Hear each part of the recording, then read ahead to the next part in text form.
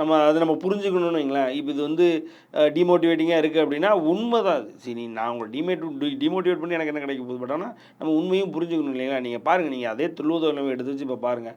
அதில் தனுஷ் எப்படி இருப்பாருன்னு பாருங்கள், இவர் அபிநய் எப்படி இருப்பாருன்னு பாருங்கள். நிறைய பேருமே வந்து பேசப்பட்டாங்களே, அடுத்து இவர் வந்து வந்துருவாரு, ஒரு பெரிய ஆக்டர் அவரை தான் சார் ஹீரோவாக பார்த்தாங்க. அவருக்கு தான் அடுத்த மார்க்கெட் இருக்கும்.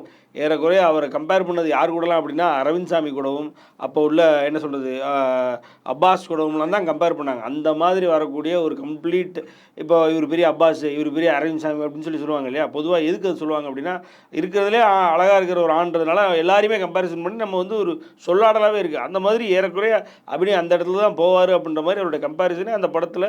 அதுக்கப்புறம் அவருக்கு வாய்ப்பு இருக்கும் அப்படின்னு சொன்னது உண்மைதான், நடந்ததும் அதுதான். ஏறக்குறைய 17 ப்ரொடியூசர்ஸ், 1 2 இல்லை, 17 ப்ரொடியூசர்ஸ் அட்வான்ஸ் கொடுத்துருக்காங்க சார்.